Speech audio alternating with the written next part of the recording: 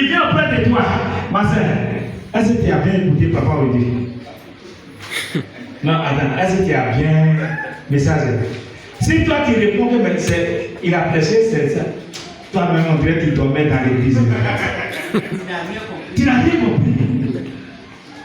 Si toi tu lui poses la question, mais qu'est-ce qu'il a dit? Ah, c'est par là qu'il fallait commencer. Puisque moi, je savais que toi qui dormais. De la manière il a parlé là.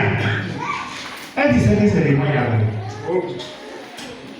Est-ce que maman me connaît? Lui, il a commencé à écouter les gens. Il a commencé à écouter les gens. Les gens savent lui raconter des conneries. Et puis c'est ça, il vient prêcher à l'église. Il dit qu'il y a des faits messages.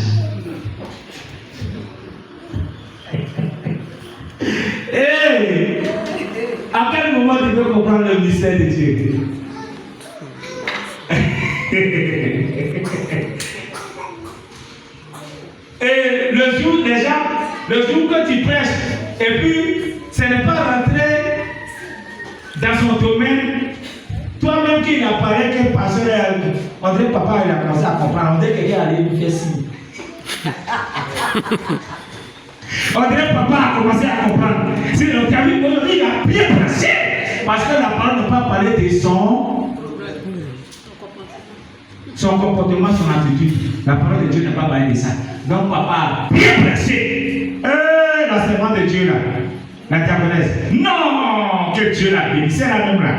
Non, en tout cas, elle prêche bien. Parce que elle n'a pas touché, son verset n'a pas parlé de.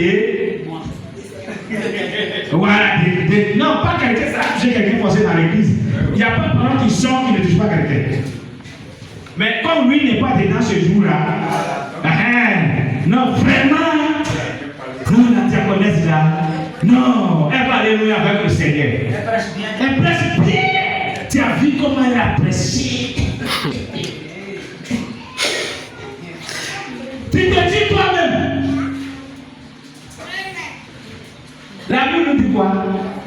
Sortons du milieu d'eux. Et séparez-vous. Il n'est pas dit sortir seulement. Sors du milieu d'eux et sépare-toi d'eux. On doit connaître que toi tu es l'homme de Dieu, toi tu es chrétien. Donc ton comportement et ton attitude avec eux, ça ne fait pas la même chose. Mais tu fais tout avec eux. Tu as problème, quelqu'un dit quoi? Il dit solution là, l'autre, il te donne solution. Tu cours derrière ça. Au lieu de le faire connaître, de leur dire que moi je suis inquiété, je sais que mon Dieu, même ton problème là, pourquoi même tu vas faire sortir là-bas? Tu es un pasteur, mais tu n'es pas un pasteur. Mais ils vont mettre les choses dans ta tête jusqu'à pas fini, tu prends un autre chemin. Maintenant, quand ils s'en vont, quand ils prennent l'autre chemin, où ils t'envoient, maintenant c'est ton argent, ils ont bouffé. Peut-être même papa même n'a pas encore demandé l'argent. Même offrande que tu fais ici même là.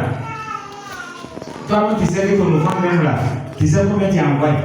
Mais lui il va t'envoyer à quelque part, il va te dire, si tu te sacrifies, tu as fait là. Si tu te sacrifies, tu vas voir comment ça a marché.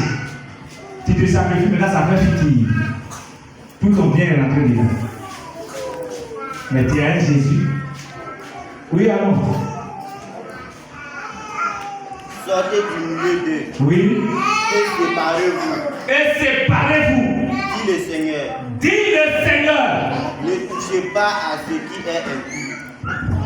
Ne touchez pas à ce qui est impur. Et je vous accueillerai. Et je vous accueillerai.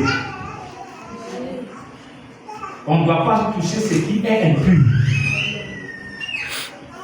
Si on dit impur là, c'est quelque chose qui est emballé. Non, bon, tous les mauvaises choses sont emballées. C'est tu vois un peu, non? Voilà. Donc si on veut aller en détail, impur, tu ne dois pas commettre l'adultère, tu ne dois pas tromper ton mari, tu ne dois pas être ivory, tu ne dois pas être, comme on appelle, chez les féticheurs, chez les marabouts. Si toi tu as un problème, tu couches chez les marabouts, quand tu n'as pas la solution, tu viens à Jésus, mais lui ne ménage pas sa gloire. Il dit,